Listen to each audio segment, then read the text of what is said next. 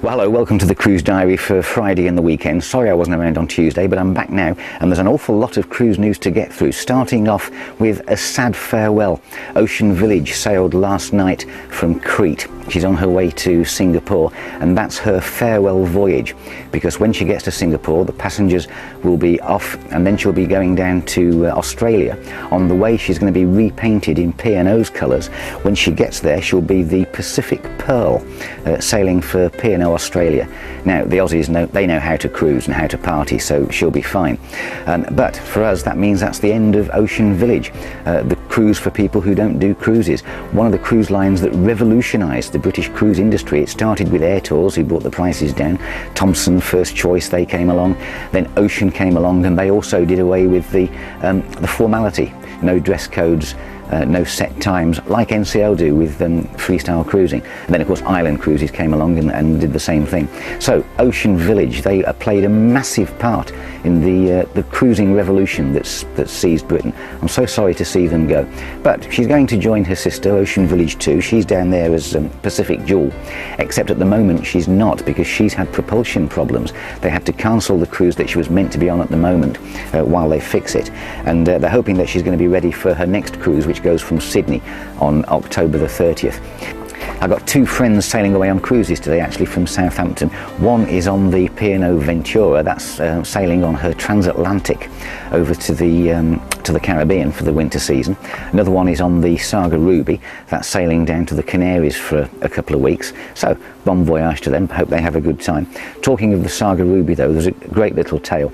The approach into the port of Mahon on Menorca is gorgeous. It's a long channel and it's like sailing up a river. It's like a river cruise. You've got fields either side and people waving. It's just fabulous, but it's quite narrow, so it's one ship at a time. Now Captain Steve Angove of the Saga Ruby, he wanted to be first in the queue, so he arranged and he sort of sped up and got to the pilot station 15 minutes ahead of schedule, only to find that the captain of the Seabourn Sojourn, which is the ship named by Twiggy in London, see the video, it's on my website. Anyway, the captain of the Seabourn Sojourn had exactly the same idea, and so he was there 15 minutes before the Saga Ruby. Anyway, they all got in town fine. Mahon is brilliant because the ships line up, you step off the ship and you're in the town. Fantastic place, Mahon, beautiful. Anyway, I just thought I'd mention that. Nice try, Steve, but no cigar. And the next big ship coming out is the Allure of the Seas from Royal Caribbean, and the first 3 passengers on it will be Adam Sandler, Katie Holmes and Al Pacino. Yeah, they're not actually being passengers, they're working. They're making a new film called Jack and Jill, and Adam Sandler, apparently he plays twins. One's a boy, one's a girl, so it sounds like fun. The ship leaves the dockyard in Turku, Finland on Thursday next week, to go across to the Atlantic to Fort Lauderdale in Florida, which is where her naming ceremony is, and that's when she starts sailing around the Caribbean. Now, she'll be coming right past Southampton, but unfortunately she is unlikely to be coming in. Now, the Oasis of the Seas, her twin, when that was launched, she sort of stuck her nose in, dropped a few people off and then carried on. Whether we'll get a chance to even get a glimpse of the Allure of the Seas, I really don't know, but if news comes out about that, I'll let you know. Right, the Queen Elizabeth, it's the ship of the month, obviously, because it was named by the Queen. The Queen was the first person to sign the guest book, Elizabeth R. Well, the second name in the guest book, it's Sir David Frost. He's been on, I nearly said lecturing, but he doesn't lecture, he just entertains. Look at this, he packed the Royal Court Theatre, telling stories about his interviews. He's interviewed the last 7 presidents of the United States, the last 7 prime ministers of the UK.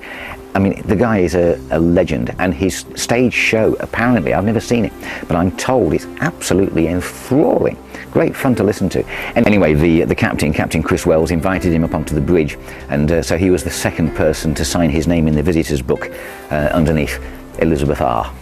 Nice, eh?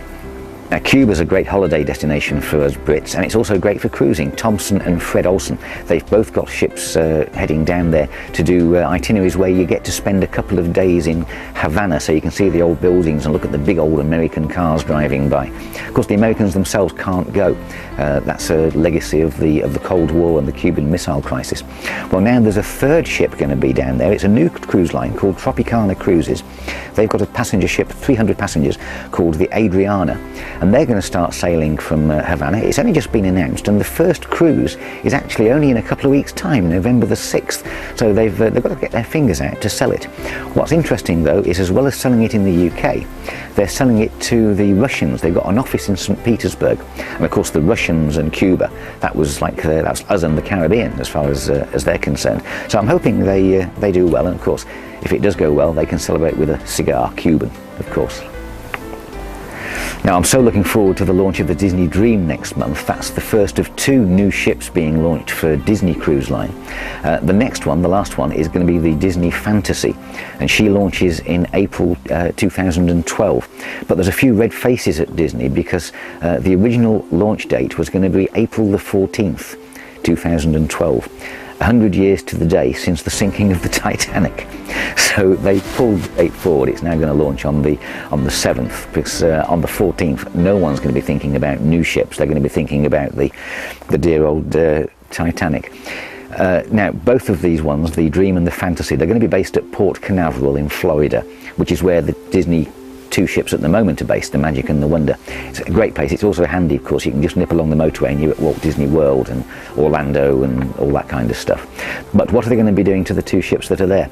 Well, the Disney Wonder, she'll be going around to Los Angeles, sailing cruises down to the Mexican Riviera. And the Disney Magic, they've not confirmed it, but apparently she's heading our way. She's going to be in the Med most of her time, which is just brilliant, cruising on the Disney Magic. I went on that, oh gosh, what, 3 years ago? Loved every second of it. So I'll let you know if that gets confirmed up. Now, the last thing I want to talk about today, it's not exactly a cruise ship, it's a ferry, but it's nearly a cruise ship. It's the Stena Britannica. She was named earlier this week by Susan Hammond, who's the wife of the Transport Secretary Philip Hammond, and she is the biggest ever ferry ever to be based in the UK. Well, she's one of twins, because the Stena Britannica and the Stena Hollandica, which was launched back in May, they're pretty much identical. They're enormous. They're 64,000 tons. That's actually about the same size as the Ocean Village cruise ship that I was just talking about. That's how they are. She carries 1,200 passengers, 230 cars. She's got 538 cabins, and she'll be going between Harwich and the Hook of Holland. But on board, you've got 2 bars, 2 restaurants, a cinema, a kids club. It really does sound more like a cruise ship than a ferry, and I'm going to try and get on and bring you a video from that if I possibly can. So, congratulations to the Stena Britannica, biggest ferry in Britain. Brilliant. That's it for today. I'll see you soon with some more cruise news. I just love cruises. See you. Bye-bye.